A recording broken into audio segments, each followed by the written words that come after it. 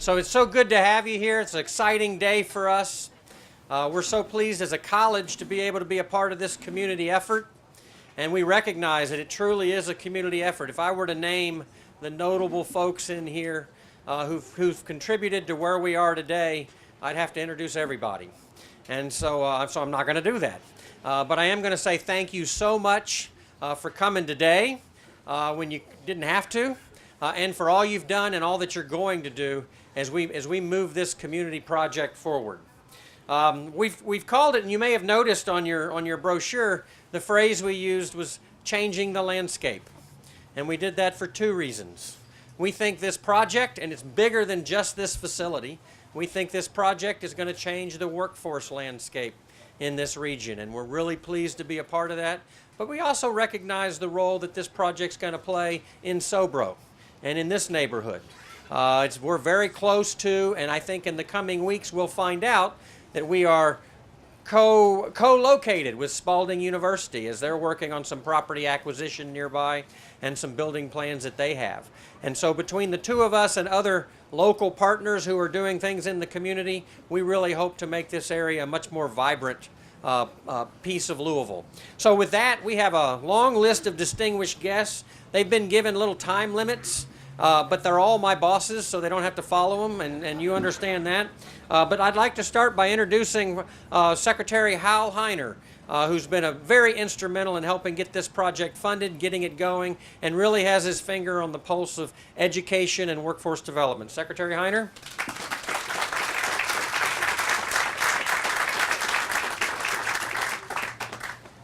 Well, thanks, President Handy, for the opportunity to be here. This is really a big day today.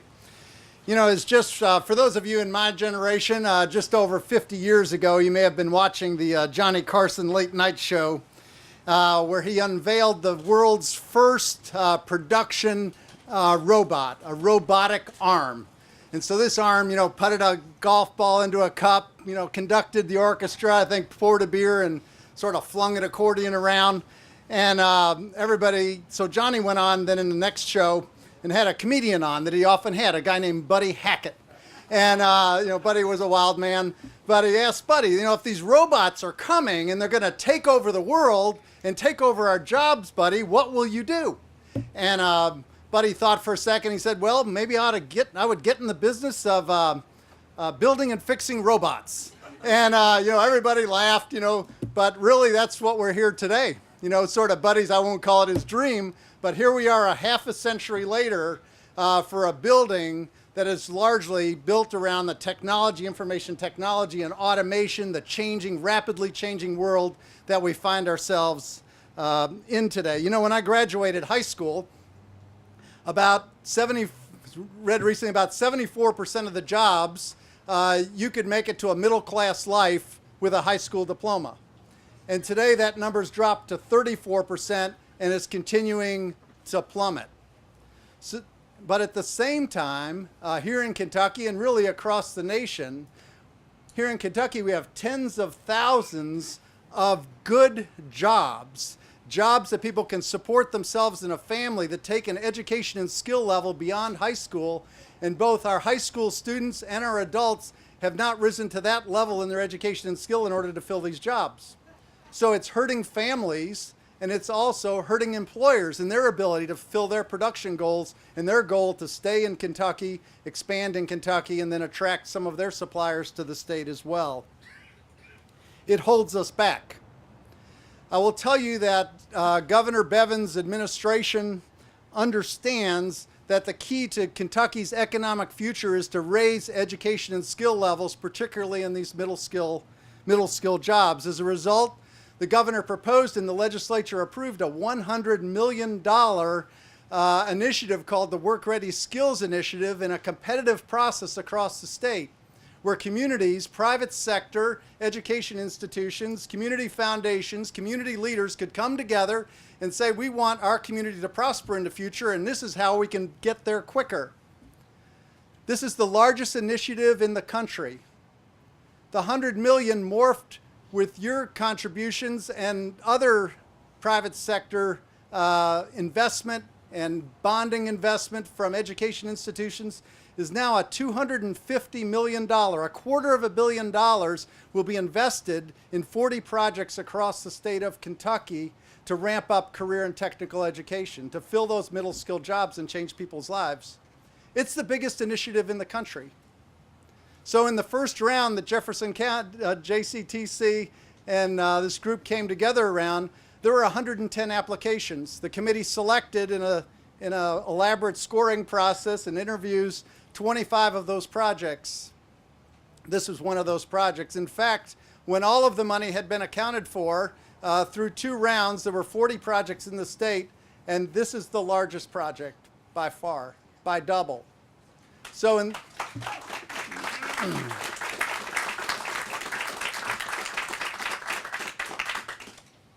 the largest initiative in the country, this is the largest project. What the committee saw was the passion of not just the JCTC, but private employers that came forward, that the foundations that we all know their names here in Louisville that have engaged in this community for so many years came forward and said, this is important.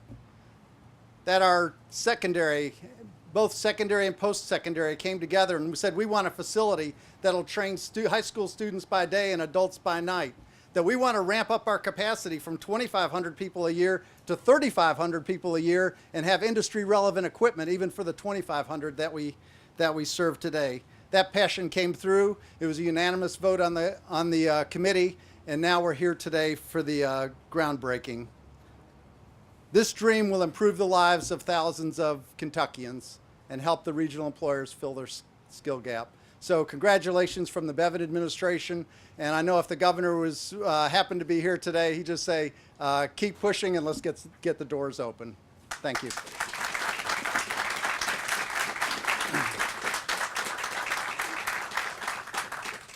So we had significant state investment, but we also have significant community investment. And from the public sector, the mayor's office and the city of Louisville have stepped up importantly in this project, lending both support during the design stages and working through the process of the project, which I say, I've been here 2 years, and this thing was well underway before I ever got here. I'm looking at Lynn Fischer now, 3, 4 years, longer than that? Well, okay, longer than that maybe. Long time coming, and a lot of work and a lot of sweat and effort to get to this point, and the mayor's an instrumental part of where we are today. So let me introduce Mayor Greg Fischer.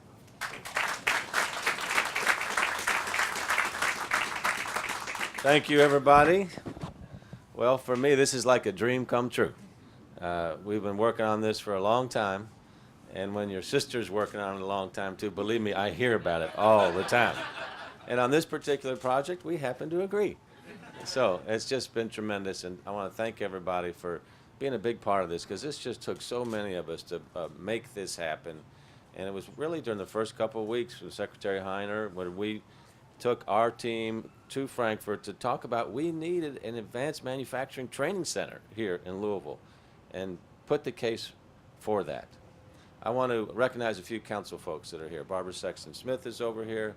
Bill Hollander's with us, and Stuart Benson, who has been a lifelong advocate for vocational and technical and advanced training, is with us as well. So I know this is a big day for all of us. Tony Newberry, I see him in the back. He helped when you had your tenure as president of JCTC, helped us lay the foundation before passing the torch here to Dr. Handy. So it's been a big, big effort for all this to make this happen. And the Kentucky Work Ready Skills Initiative from the Bevan administration really provided the fuel to get this thing going. Now, here's one of the reasons we were so fired up about this. There are already advanced manufacturing centers in northern Kentucky, in Georgetown, and Paducah, okay? So as the mayor of the #1 manufacturing city in the United States of America, not just Kentucky, we were saying, come on, fellas. I mean, let's see a little love here. We need some help. So it was definitely time for us to get this center for our city, and it's going to do unbelievable great things for us. Manufacturing and information technology are keys to the booming economy that we have right now. We've been blessed. We've had 71,000 new jobs in our community in the last 5 years, almost 3,000 new businesses. and there's $12.5 billion of construction either going on or announced right now. So it's a good time to be in our city. But with that means we're pointed toward the future even more than ever. And we have to have those skills to compete, not just today, but for tomorrow as well. We've got 30,000 open jobs in the community. Some of the reasons are because we don't have the skill for all those jobs. So this center is going to help us not just fill those skills, but attract other businesses to come to our city as well. We also have a huge manufacturing presence here, 83,000 manufacturing related jobs in Louisville. And we've got unbelievable companies here, where there are companies like Landtech, that we'll be hearing from Jim Lancaster in a second, global names like GE, Ford, Raytheon, Clarion, etc. So manufacturing is part of the DNA of our city. It used to be over 40% of our GDP. Now it's around 13%. So you combine that with a focus on an innovation, and that's why we've been recognized as a global leader in an evolving industry. That's not just me up here bragging. I said this earlier. Remember, Muhammad Ali said, "It ain't bragging if it's true." And Forbes magazine named Louisville the #1 city for manufacturing in America this year. That's quite the distinction, and everybody should feel good about that. So this initiative joins many of our workforce readiness initiatives. We've been working for years with community partners like Kentuckiana Works, the Kentucky Manufacturing Career Center. Kentucky Fame is really starting to scale. And most recently, the great work that JCPS is doing with the development of talent academies in their high schools that will help more and more people streamline into manufacturing careers, advanced manufacturing careers, whether it's in industrial maintenance, on the factory floor, or in the executive suite as well. So all these things are what a city needs to compete in a global economy, and that's certainly what we're doing. But nobody does this alone. Partnerships make this happen, and JCTC has long been one of the great partners of the city. Just recently, JCTC is partnering with the city of Louisville on our Code Louisville project, which is another nationally recognized project that we have for the advancements we're making with teaching people how to code. JCTC is now providing credit hours for Code Louisville graduates, which is a big thing for them to move forward. And today's groundbreaking really ratchets up this partnership. And if you could just kind of, close your eyes and think about what this square is going to look like 2 years from now, and how people are going to be attracted into a beautiful building, and how this is going to continue to evolve how people think about manufacturing. No, this is not your grandfather's manufacturing in today's world. So we need a facility that sends that signal. And so this square, I think, will be hustling and bustling with all kinds of young men and young women moving in and out of it, preparing to lift our city to the next place in the future. Along what we're seeing is kind of, we call this an education corridor here in Sobro with Simmons College, with JCTC, with the University of Louisville, and certainly Spalding, including their art school. So when people are thinking about education, increasingly they're thinking about this geographic location. So now I just want to thank a few folks, if I will. JCTC, the board members, the JCTC Foundation, Chip, Carla, thank you guys so much for everything that you all have done. If you're on the either school board or the foundation board, how about raising a hand so we can recognize you guys and say thank you very much. Good job. I want to point out the foundation support as well, the James Graham Brown Foundation, Geens Foundation. Our partners at Humana have been really instrumental in making this work as well, UPS and Ford. I want to specifically point out Tom Quick over here. Tom is with GE Appliances. Tom is an incredible partner with our city in many ways. Kentuckiana Works is how we develop our workforce pipeline. Tom has chaired that with great skill and great attention on what it is that we need to do in our community. He's been intricately involved in this project as well. So Tom, thank you for the great work that you do day in and day out. Very impressive. I want to recognize Louisville Forward, led by Mary Ellen Wiederwald over here. Louisville Forward came up with a very novel way where we, when I say we, I mean the taxpayers of Louisville, are able to participate in this project up to $2 million when certain job milestones are met. So Mary Ellen, good job to you and your team. Give her a little love. All right. and Lynn Fischer, my sister, who just happened to be the chair of JCTC while a big part of this project going on. Normally I don't recognize family members because people think it's home cooking, but Lynn is tenacious. She has worked with JCTC for probably close to a decade now on many projects, but this was really a pinnacle project that we were not going to see it fail. Whether I was the mayor or she was my sister, this is important for our city. But Lynn, you certainly deserve recognition here. Great job.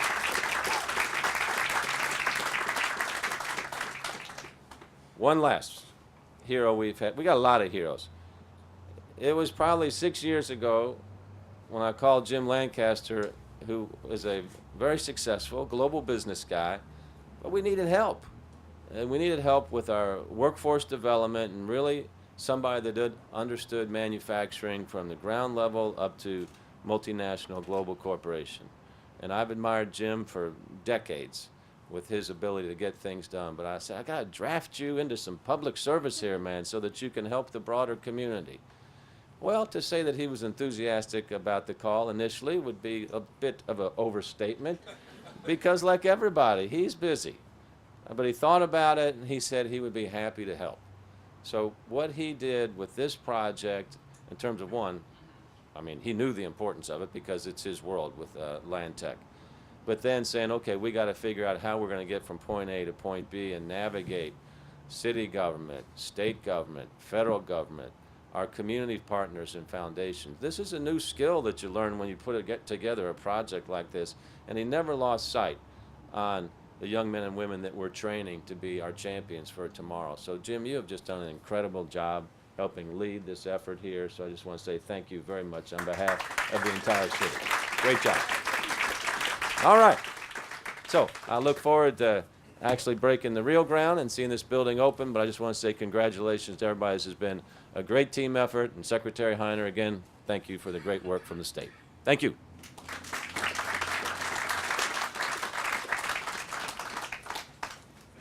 I appreciate your bringing up the public school system and their career academies.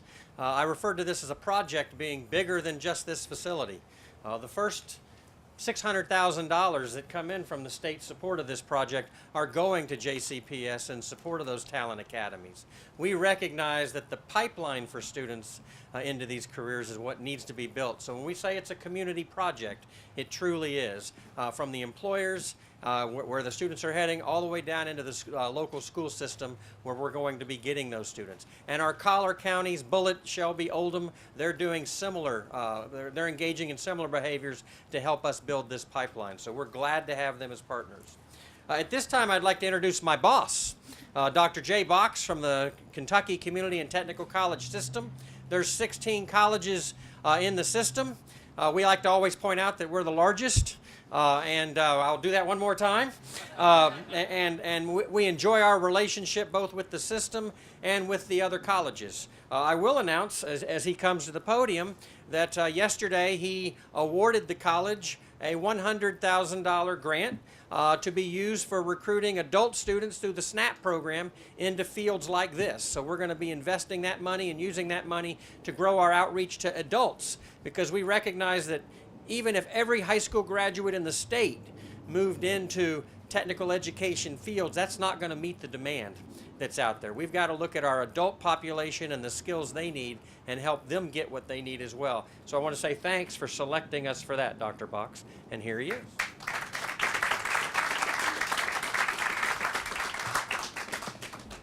Thank you, Ty. It's great being with you today, and it was such a great event. It's always nice to see Louisville take the lead again, and we're very pleased to be with you. As Dr. Handy said, you know, the Kentucky Community Technical College has 16 colleges, and we are unified in our efforts to make a better life for the citizens of Kentucky, because we know if you make a better life for the individual, you're making a better life for their family, you're making the community better, and all of it rolls up to making the great Commonwealth of Kentucky the best in the nation. And we believe we're the solution for doing all of that. This project is a good example how we're living up to our commitment by preparing students for real jobs, accredited degrees, and a chance for that better life. Of course, we have partnerships with businesses to help fill the workforce gaps, and Jefferson Community Technical College, again, is the leader in that area for our entire state. He brags about JCTC being the largest, but he should be bragging about the fact that they also are the leader in completers for this state. Let's give them a hand for the fact that they get the students through the pipeline. And I really want to thank Dr. Handy for his leadership in getting this project through.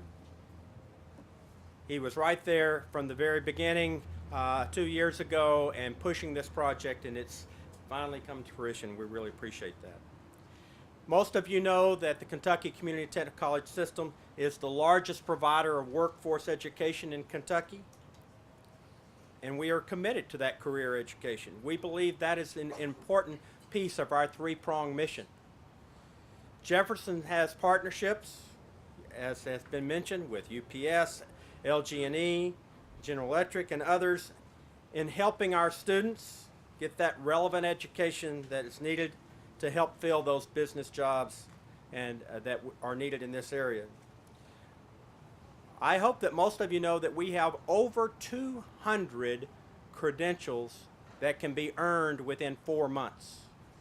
And those short-term credentials, many of which will be delivered right through this building when it's completed, will help students move into the workforce quicker and help them create that better life. You also probably know that the Kentucky Community and Technical College system awards 98% of all the short-term certificates earned in Kentucky, and we know that's what's in demand right now. And last year, we not only set a new record for the total number of credentials that were earned, but we also set a new record for the Kentucky Community Technical College system on total number of students graduating with an associate degree. We're also big believers in apprenticeships. We've been working with the Labor Cabinet to increase the number of apprenticeship offerings, and we will be expanding that even more in the next couple of years. But we do know that businesses are suffering from a shortage of qualified workers. That's already been mentioned, and we know that we have to do more in the educational arena. We are very, very pleased that the governor and Secretary Heiner have been so instrumental in pulling in new resources. Our dual credit scholarship program and the Work Ready Kentucky scholarship program have been instrumental in pushing more people into the career and technical fields. In the last 2 years, since the implementation of the dual credit scholarship, we have doubled our high school enrollment in dual credit. And it's to the thanks and the vision of our governor and Secretary Heiner that has made such a difference, and we are very thankful for you. Thank you so much for that investment.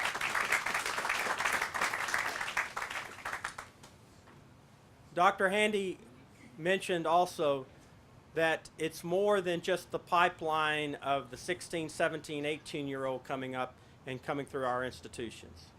We must put attention to that lost population in Kentucky. And that population primarily are those 354,000 adults in this state who do not have a GED or a high school diploma. When you think about that group, we like to say that the Kentucky Community Technical College system provides exit ramps for our students that they can exit at any time and go into the workforce. And we provide on-ramps for individuals to come back and add to their credentials that will help them in the pathway. But for that adult education market, that 354,000, those on-ramps are blocked. There's barriers for them, because without that GED, they've been stuck and can't get back on the on-ramp to higher education.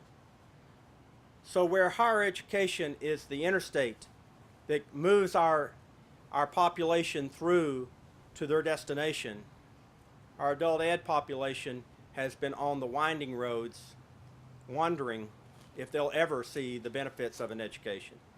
Thus, in the coming months, you will hear the partnership between the Kentucky Community Technical College system and our Kentucky Adult Education Skills U, where we'll be jointly recruiting, jointly marketing, jointly helping that population not only get back into college, but to complete college and move into the workforce. And of course, right here in Jefferson is going to be the center of that. So I hope that you'll be looking forward to that. And in this new building, we're going to be providing the programs that will be critical for those students. Industrial maintenance, computer information technology, advanced manufacturing, and applied process technology. I know that this community has been waiting a long time for that, and it's a great example of public and private partnership with all of you that have been instrumental in pushing this project forward. Again, the Kentucky Community Technical College system looks forward to working with JCTC and the Louisville community as we advance this new project all the way to fruition. Thank you very much.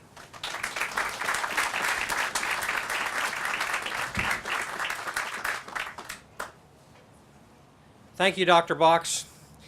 It's always great to hear from a student. It's why we exist at the college. We love our students. We love it when they succeed.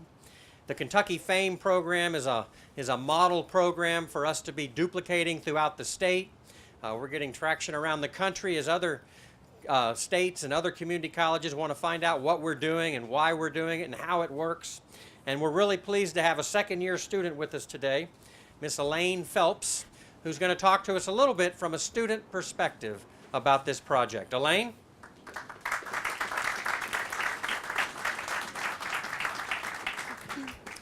Good morning. My name is Elaine Phelps. I work at Clariant, and my personal safety commitment is that I will always observe my surroundings while operating heavy machinery. The Kentucky Federation for Advanced Manufacturing Education, better known as Kentucky FAME, is a partnership of regional manufacturers who share the goal of creating a pipeline of highly skilled workers. As a member of Kentucky FAME, I am employed by a major manufacturer in the Louisville area and have the opportunity to build a career that is challenging. I was interested in going to a 2-year technical program, and after looking at all of the options available, I decided that industrial maintenance was the best fit for my interests. Kentucky FAME was introduced to me by a school guidance counselor, and I decided that it would be the best opportunity to learn the skills that I needed to build a career with a local employer. I will graduate in the spring of 2018. When I graduate, I will be working full-time with Clariant.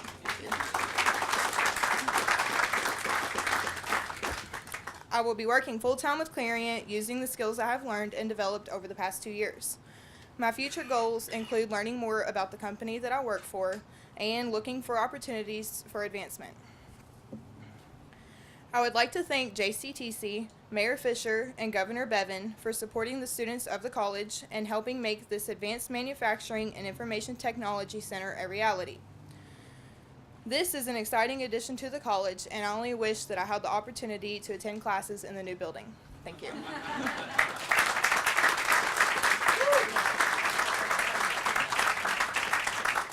Well, we trust that we're instilling a hunger for lifelong learning, and you will take some classes in this building down the road. That's the intent. Not just for students who are entering the workforce, but for students who need to improve, not just students, but for workers who need to improve their skills, improve their competencies, and help their employers take that next big step. So, Elaine, thank you so much. I know the Kentucky FAME program is a demanding program, but the rewards are well worth it, and you're leading by example as we seek to grow this program moving forward. Like I said, I've been here 2 years. Jim Lancaster became board chair this past year. It's been great to have a local boss who's all about action. So I send him information of things I'm thinking about, and he doesn't want to know what I'm thinking about. He wants to know what I'm doing.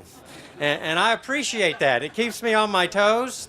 And he's following in the shoes of Kevin Wardell, who's here, and he's actually responsible, guilty, I guess, of recommending me as board chair to be hired here, and then Lynn Fisher, I think, prior to that. And so we've had a string of board chairs who've been very action-oriented. And so it's with pleasure I introduce someone who's really led this project from the front, and as an employer, Jim Lancaster.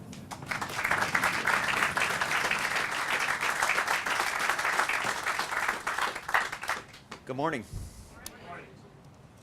I'm blessed to have run Lantech, a Louisville birth startup of 45 years ago, for the last 23 years. Lantech, like many businesses in our community, is fighting to grow in a global market. Today, right now, we struggle to fill the jobs we have with the talent we need to compete in that global market.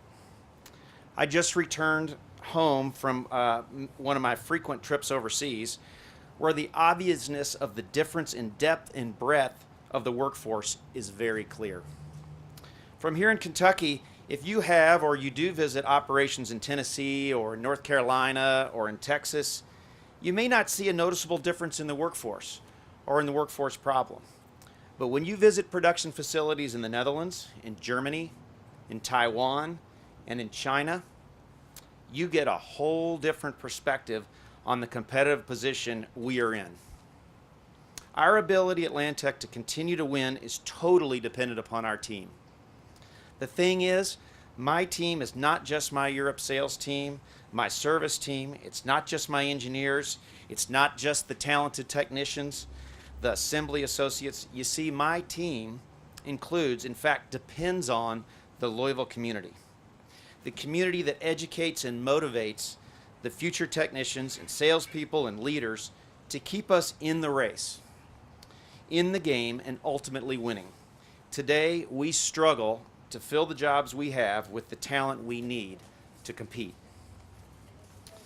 We, Louisville, are in a foot race with other countries and communities for productivity and competitiveness. Communities all over the world want to beat us in this race, so their citizens can have a better life than their parents did. I've been in hundreds of these communities, and many of them are running awfully fast. They're running fast in this race, and they're already well ahead of us. There are many things important to our success in this race, but the number one and most essential long-term determining factor in our ability to compete in this race is workforce capability. Ultimately, our workforce is what makes it possible for our future to be better than our past. I'm convinced that the most important pillar to an improving workforce is an education infrastructure where improving workforce, it's an improving workforce is an education infrastructure where we have diverse and high quality pathways to productive future for our kids. Pathways for kids interested in healthcare and mechanics, in the building trades and designing and engineering, kids that want to code and program. This advanced manufacturing and IT project that will dramatically impact the capacity of two of those pathways. It's going to impact it not only with capacity but with visibility. But we are not even close to being done. Businesses and their leaders led the way on this project and must continue to lead and support the pathway to improvement. They are the clearest customer. They have experience driving fast improvement. So business leaders, yes, we need your continued help to drive community and education change. It is industry, it is General Electric, it's Lantech, it's Ford, it's UPS, it's Norton, it's Humana, it's Texas Roadhouse leaders that led the charge to transform Jefferson's technical and IT programs. That same group has been driving supporting pathways in JCPS as well. But we need more leadership. We need more support for our education institutions. We have to stay focused on the end goal. And without your leadership and involvement, it won't happen. Education institutions must be able to change. They must be able to improve, they must be able to innovate, and they must be able to, yes, execute. Education leaders have to be brave in the face of budget constraints. They must make choices to move resources to the biggest community and student needs and not be trapped into continuing what we've always done. Dr. Handy is a clear example of leading change at JCTC. Through tough choices to put the college on a path to improve student performance and community impact. Part of that improvement, just part of it, has come with growing the technical pathways led by Kentucky Fame, which is bursting at the seams in its current location, which will be housed right here. Government and nonprofits must support. They're critical partners in projects like this one. Mayor Fischer, Governor Bevin, Secretary Heiner, as well as a number of legislatures wearing red ties and blue ties, they leaned in to help make this work. And this was a greasy barrel of issues to get through to get this project funded, but it took the entire team. We have a lot of opportunity to make a difference in the future of this community by continuing to invest in pathways that begin in our high schools. But this is only the beginning. This is just a building. A building doesn't lift students and build a workforce. We need to continue to build programs that fill the rooms in this new building right when it opens, with qualified and motivated instructors and students who are prepared and capable of learning. So I ask the business leaders that are here, the educators that are here, and our government partners to continue to lead the way on this race with your dedication, passion, commitment, and your checkbooks to enable Louisville to take a leadership role in developing a globally competitive workforce. So thank you to the business leaders that are here. Thank you, JCTC, Ty. Thank you, Secretary Heiner, Mayor Fischer, and to the governor's team who made this happen. Thanks.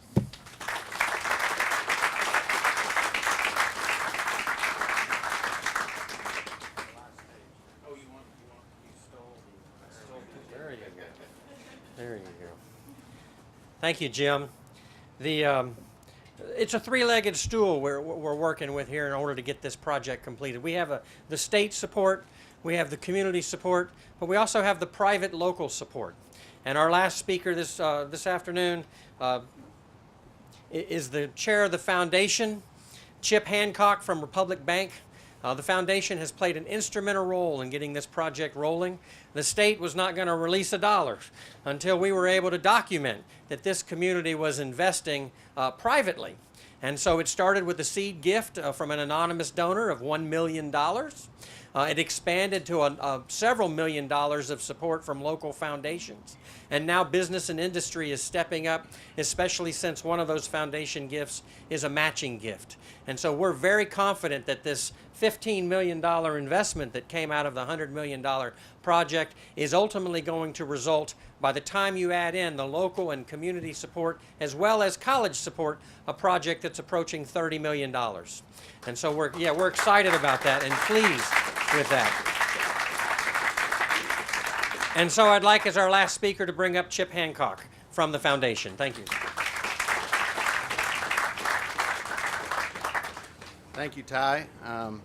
I'll be brief because we have some dirt to turn, I know, so we're going to get moving. But I want to thank everybody as well. As part of the JCTC board, we work with our staff to help raise private funds to match up with public funds, and this is a great team effort. These funds are used to move this college forward, to do projects like we're doing today, and we're very excited about it.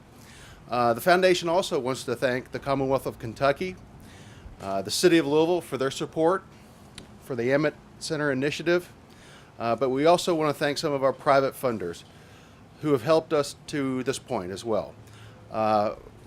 We want to thank the Gaines Foundation, the J. Graham Brown Foundation for their early commitments to allow us to be here today.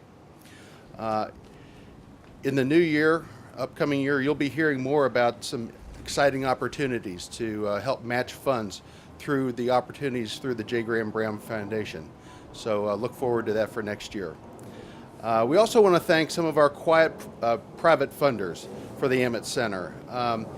These are individuals that have not wanted to be recognized. They're private funds, they're private investors, and they don't want to be publicly recognized, but we're going to loudly thank them for their efforts to where we are today. So that's great.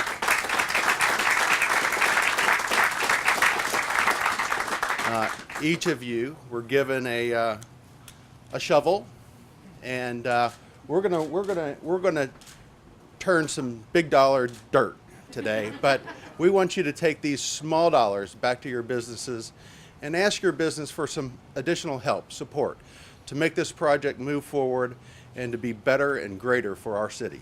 So please do that. We appreciate it, and thank you all for being here.